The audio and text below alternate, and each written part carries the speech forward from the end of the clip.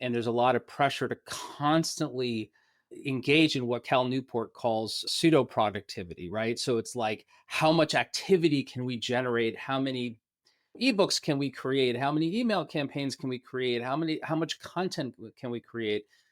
And unfortunately, what happens is gets lost in the mix is, what is the focus of that content?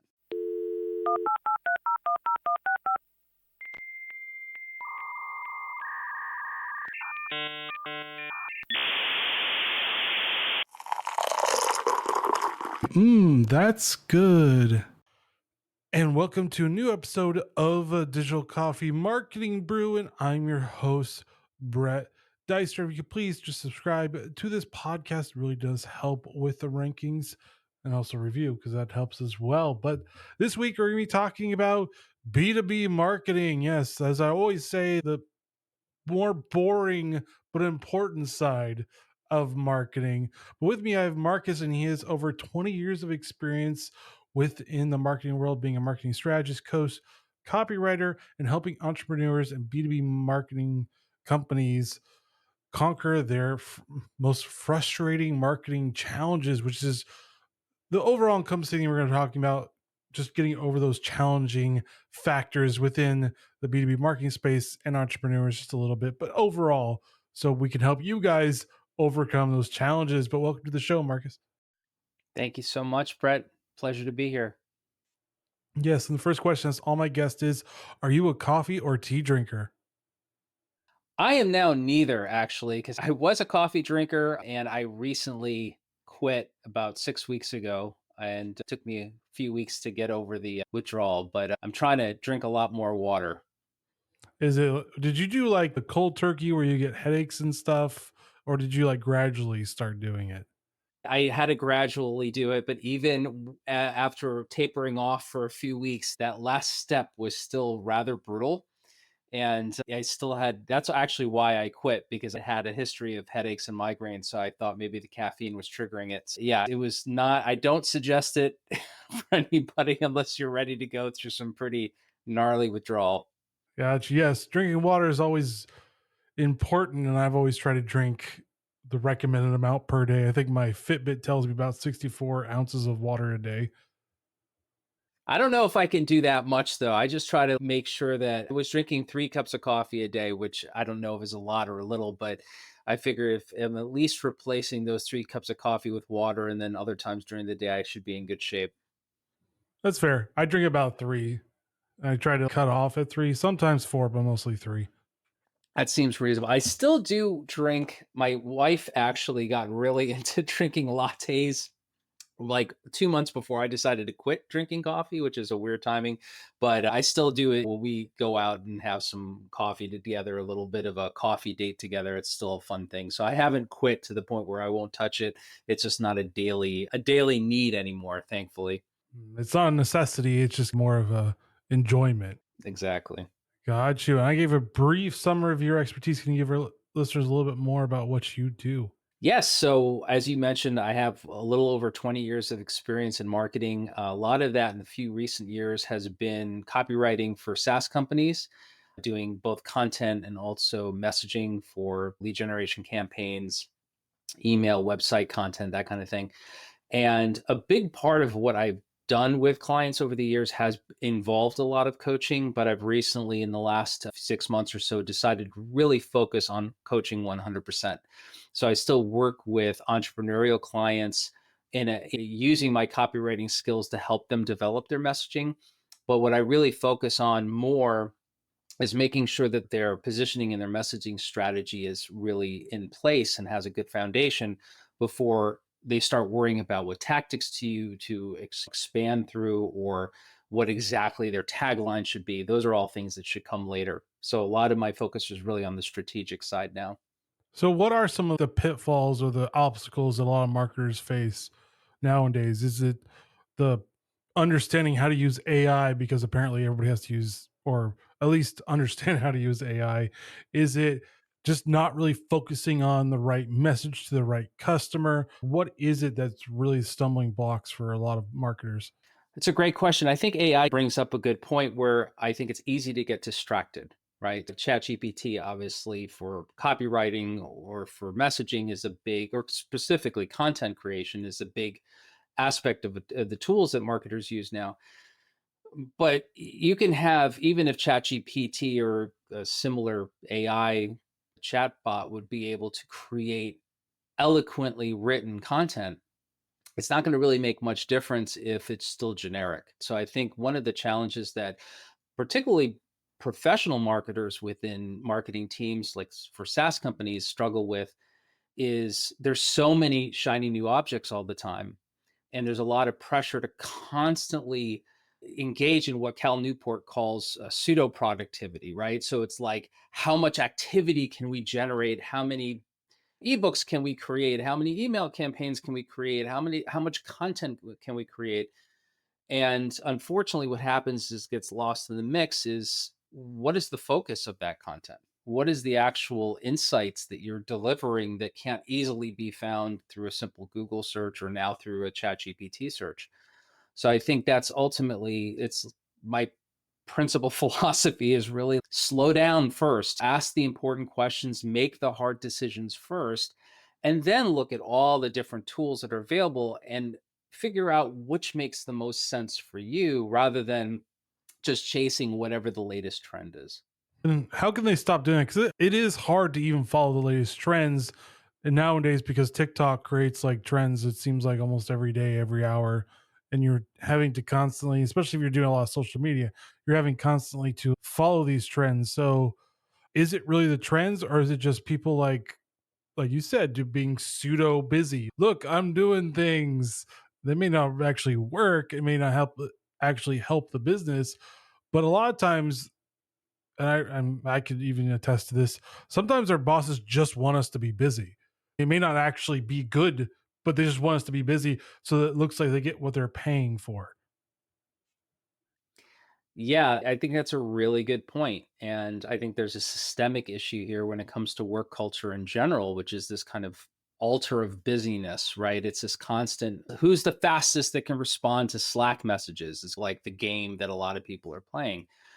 And since I work a lot also with entrepreneurs who run their own businesses, they might not have the same pressure because they're essentially the boss, but even from themselves, there's this kind of compulsion to just be in constant motion. And you mentioned TikTok earlier and trends, and then you also mentioned B2B.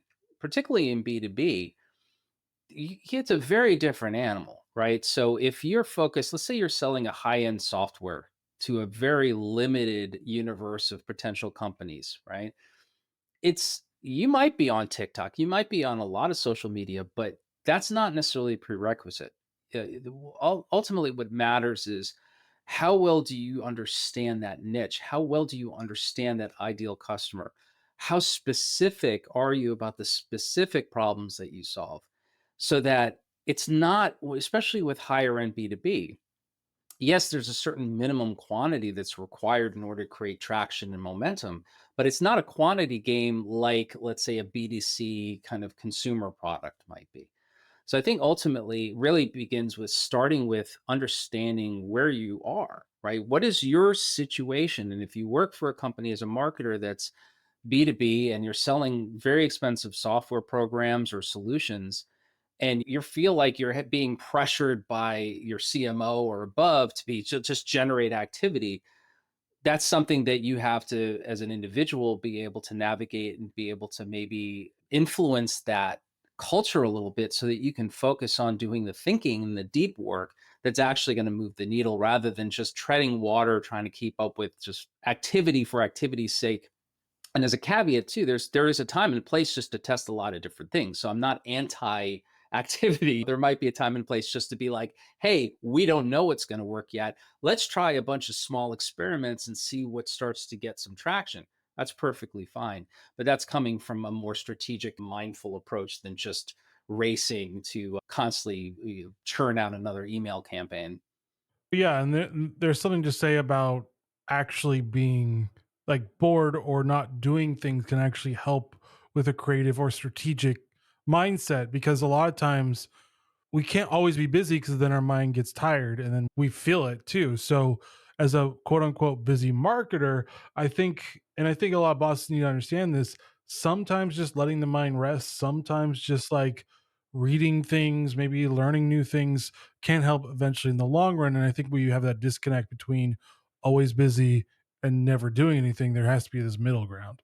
Yeah, and I'll double down on what you just said. And I think not only should it occasionally happen, I think it should be built into what how we work, especially now when we have AI that's such a it's so much at the forefront of so many people's work now. So you think about if you're trying to outpace automated tools and outwork in the sense of just sheer production of words or campaigns or whatever, you're never going to do it, right?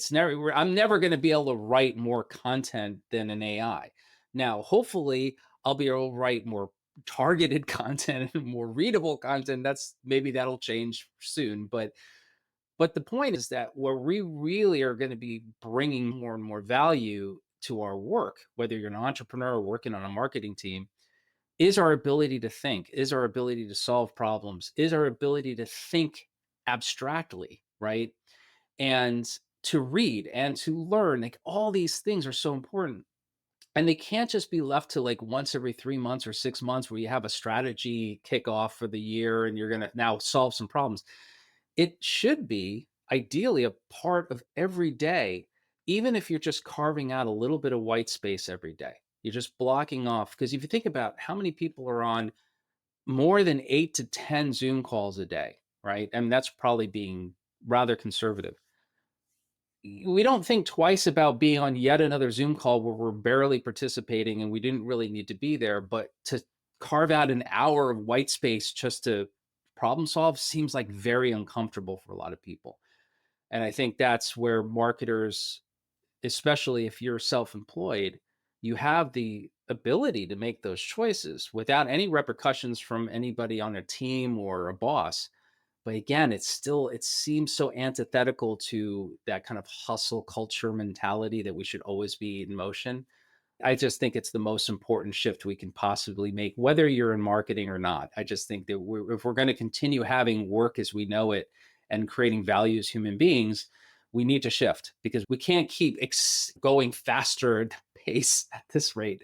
We have to shift to what we're actually bringing our strengths. How do we get into that mindset is probably the next step, because we've always been in the mindset of busyness. That's kind of like the hallmark of LinkedIn in a way. Look what I'm doing, and like this is the new thing that I'm doing, and this is this, and this is that. What? How do we get into that mindset of just yes, there's an activity space, and then there's a learning time, and then there's a rest time, because like I said, we always need rest, we always need learning, and we always need to do work. Nobody can just do one thing amazingly well and everything else it just gets left by the wayside. How do we get into that mindset? I think it is a mindset. I think it's a big shift for some people. I think it starts with personal choices about how you want to live, right? Not to get too in the weeds about things outside of marketing, but it does relate to what do you want your life to look like? What do you think is important? And making those decisions that are sometimes really and oftentimes actually really uncomfortable. So leaning into the discomfort of being like, look, if you get to a point where you're burned out, if you get to a point where you're just moving faster but producing less, and you're actually not achieving these goals that you think are just really important to you, at some point you hit a wall and you have to make a choice. If you keep trying to outpace it, or if you're going to change how you approach work, change how you approach productivity. And that can be really uncomfortable. And I think that stops people from even considering a change. So I think the first step before even mindset is just allowing yourself to feel that discomfort, because you're going to experience it, like what I was saying about coffee, right? It was uncomfortable, right? But ultimately in the long run, for me personally, I feel like it's a better choice. It's very similar. There's some people that'll listen to this and they'll be like, not a problem, I like the hustle, whatever, do it. That's a personal choice. But for people that are listening and are like, it resonates with them and they feel burnt out, they feel like they're not really productive, but they're just chasing, just realize that if you try to shift how you approach your work, it's going to feel uncomfortable. And that doesn't mean there's anything wrong. And it doesn't mean you're doing it the wrong way. That just means that you're making a big shift. And once you're able to kind of lean into that discomfort and accept it, that's when you start to see some real changes in your perception, because then you can have the mindset shift where you can actually take a step back, have some objective perspective on how you live your life and how you work, and be able to actually look and say, what is this getting me? Like, where am I actually going with this? And again, everybody's journey is going to be different, right? But that's for me, the first place I would start if you're really starting to question just the status quo of just you're busier is the king of everything. It's almost like you got to experiment within yourself to experiment with your marketing strategies at the same time, because like you said, and some people could be on the different ends of the spectrum of they love the hustle because they're not burned out yet, then they get burned out, then they start to hate the hustle. Because I think we're always in that cycle of we have a lot of energy, we have a lot of drive, we're going to do all this stuff. Okay, now I'm completely burned out, I don't know what I'm doing anymore, and I need to change my workflow type of a thing. I do think there's cycles. Life just has cycles in and of itself. Fashion comes back in every 5 to 10 years, probably even 15 to 20 years. Look at record sales. They outpace CDs for the first time this year. And that's weird to me because I grew up on tapes and CDs and I'm like, vinyl, really? Yeah. And the thing is, to go even further into this, is that with the discomfort, oh, I'm going to butcher this quote, but I remember reading in a few different books about this study where they put college students in a room when they were like, you have to spend 15 minutes just thinking, just with your own thoughts. And they had access to little electrodes or whatever that would they could give themselves mild shocks. And the majority of them preferred to give themselves mild electrical shocks rather than actually sit there in their own thoughts. I butchered the details of it, but anybody that's read about that, you'll know what I'm talking about. But essentially, the issue here is that for a lot of people, spending any amount of time just contemplating, just with a pad of blank paper and just sitting and thinking about a problem is not comfortable itself. So there's a lot of different force. It's not just one thing. It's not just because bosses are driving you. It's not just because we're constantly surrounded by distractions. It's a lot of different things. But I think ultimately it is like any other skill. And it starts with, do we decide that it's important or not? And I guess the question I would invite people to ask themselves that are listening is, do you see 3 years from now, 5 years from now, 10 years from now, that you're going to be able to outpace AI, that you're going to be able to outpace technology and to be able to create value? If you think the answer is yes, okay, have at it, right? For me, the answer is no, and nor would I want to try, because I know if I bring any value into this world, it's not just because I'm hustling through the day, it's because I'm actually being very deliberate in what I'm trying to create. And in order to do that, there has to be space within my day for me to think, for me to contemplate, to reflect, to recharge, to rest, all these different things that are really important. And I like to think that I am very productive, like not to pat myself on the back, but I don't consider myself a non productive person. But if you were to look at my day, my daily calendar, you would think that it's like sparse, right? There's three or four things on there, but they're three or four really important things. And I get a lot done. I make a lot of progress on the things that matter. And I don't have a lot of stuff on there that's going to interfere with that. Yeah, I mean, we all have our different types of priorities for that. But like for me, like I usually get a lot of stuff done like in the morning. I get really productive, and then by the afternoon, I'm slowing myself down, so I do something else because I know if I'm just slowing down, there's just no point. I'm just going to slow everything down. I'm not really going to get anything done. I'm going to stare at a screen. But also for marketing, like I agree with you. I can't compete with AI, but I do say learn how to do this skill anyways, because maybe AI gets turned off, shut down, problem with the internet. I don't know. There's a million things that could happen, go wrong with technology. So I have this balance of understand how to do it, understand how to use AI, but still have that skill ready in case you need it, in case you can't rely on AI for whatever reason. Oh, sure. Yeah, I definitely would never recommend or advocate for not learning to use the tool. Definitely use the tool.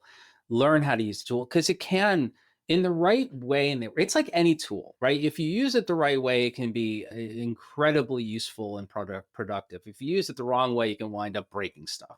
And let's look at content, right? Just because that's where, in my experience, the last 18 months is where most of the conversation around ChatGPT tends to land, at least in the circle I'm in, right? So let's just think about that for a second. Content marketing back in the day used to not be even called content marketing, right? So if you created a decent ebook that was targeted, had some good insights in it, you were in a really good position to compete for eyeballs and attention, right? Those days are gone, right? There's not enough content for me to consume. Nobody ever says that, right? So what's weird is we're treating, and I'm just using content as an example for marketing, we're treating content creation as some sort of like scarce resource that people are just demanding more ebooks and emails and blog posts about whatever. That's not happening. So we're so focused on producing quantity where quantity is not actually what people are looking for. What they're looking for is specificity, insights, something that an aha moment, right? So when you think about how that relates to your productivity as an individual, it's not don't use AI. Use AI. There's a lot of stuff I find with it now that's really cool, especially podcast production stuff and cleaning up audio and things that I would never want to have to mess with, right? Cool stuff. But do I personally find any value in churning out 25 blog articles that are basically just compilations and scraped off the internet just so I can post more stuff and maybe get some temporary keyword traffic? For me, that's not something that I'm interested in. Ultimately, it really comes down to using the tools so that they're actually amplifying your capabilities. So that might look like something where maybe you have a lot of insights that you want to share with an audience and you think they're going to be valuable, but you don't feel like you're a strong writer. You don't feel very confident in that. And you really do want some help to be able to compose blog posts or ebooks or whatever that can really put your ideas front and center and make them very palatable. It's an excellent use of the tool. But that's a very different mentality than just more, more, more for the sake of that. Yeah, I call it the quality factor because everybody's looking for quality content. Look at Hollywood. Hollywood has not been churning out their best, and they've been paying for it at the box office. Just recently over Memorial Day, it was the worst Memorial Day open or worst like box office in 43 years. And it's like, you guys aren't producing your best. No one wants to go watch your movies. I can remember what Doom Part 2 is probably one of the better movies that came out this year alone. And there hasn't been really any other good ones that have come out. That's pretty bad. That's like on a spectrum scale of like content creation, that's a pretty low return on investment. Yeah, and it's funny that you mentioned that too, because I just was reading about Furiosa not doing very well, which was a bummer because I'm a big George Miller. That's great. And you go, wow, that's really sad. It's sad to see somebody they're not getting the success. Even recently, I guess The Fall Guy didn't do as well as they expected. We just rented it the other day. We loved it. So I was a little surprised it didn't do better. But maybe it was just you have to be in the particular mood for that movie.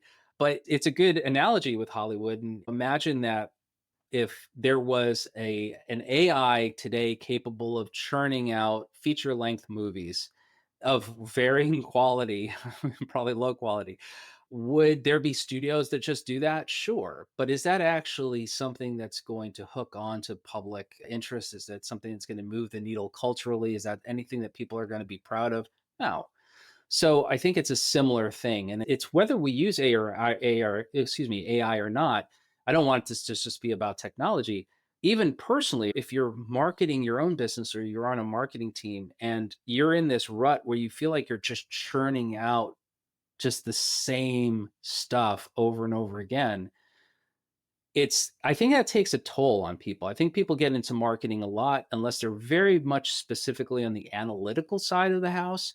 I think they get into marketing because they are creative. I think they are people in general that like to solve problems. I think there's a personal cost and a kind of cost to your soul over time. If whether you're using the technology to do it or not, if you just feel like you're just grinding through a process day after day, that's something that even if you didn't have to keep up with a really ridiculous workload every day, that still, I think, takes a toll. When you multiply it by the fact that you have to basically balance 17 different projects at once, there's no wonder why you're seeing such epic rates of burnout. And the fact that PR people may have to do marketing and vice versa, and they're two different actual skill sets because marketing is mostly about sales and advertising to a certain extent, and PR is mostly about awareness and driving that attention seeking type of factor, and also less about advertising than marketing. I'm not saying it's not all, there isn't any advertising, just less about it. There's less focus on it. So you have this constant, and I remember doing it for like a couple of gaming peripheral companies. I always had to switch my brain, and that gets exhausting after a while because you're like, okay, I'm just tired. Yeah, the tasks, this, I can't even pronounce it for some reason. Task switching in any endeavor, but marketing or otherwise, is enormously taxing to the brain. It just takes a lot of energy. And all these things, again, come back to we are in creative fields, PR, marketing, sales. These are all creative fields, right?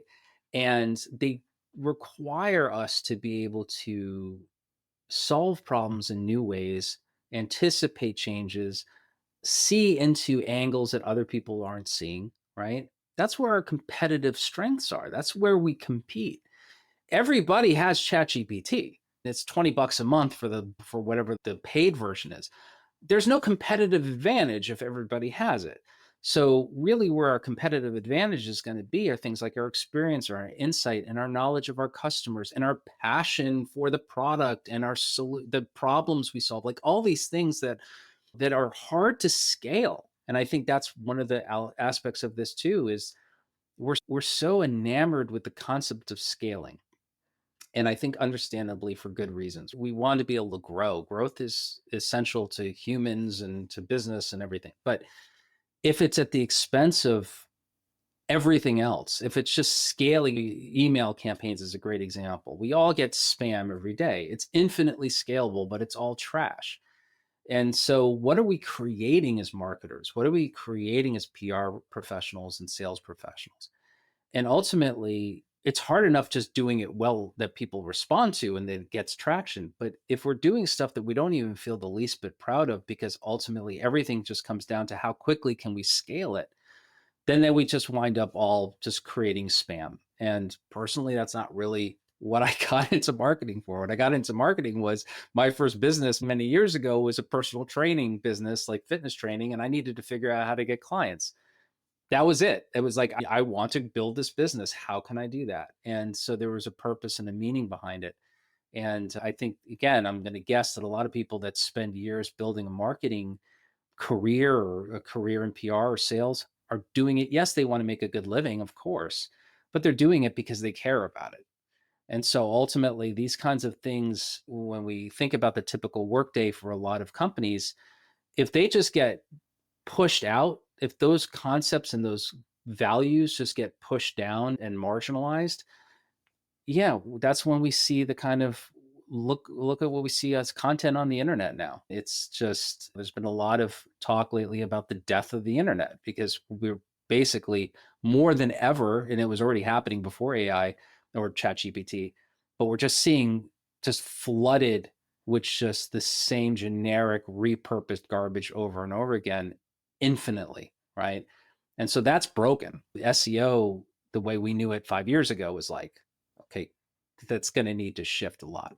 So there's a lot going on, but I think ultimately it really starts with asking ourselves some questions and making some tough decisions and deciding what kind of stuff do we want to create. Where do we go from here? How do we get to that spot where we're all good to a certain extent? We're always going to be changing. People change all the time. There's no way about it. Change is the only constant. I think this is the best phrase, is because we're always changing. So how do we get to that better spot of doing our work, but also learning and also taking rest?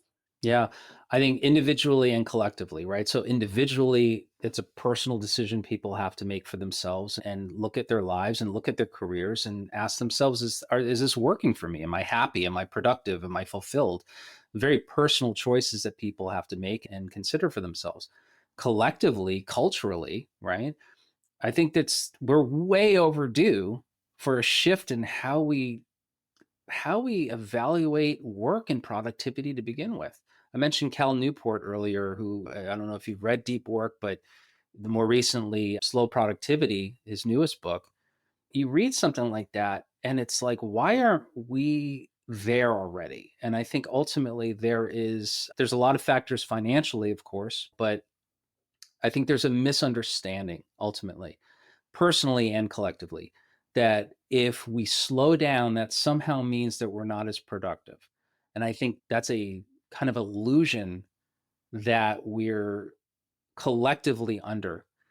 And if we can individually break that illusion and then ultimately through time and magnification be able to scale that, I'll go back to scaling in a good way, right?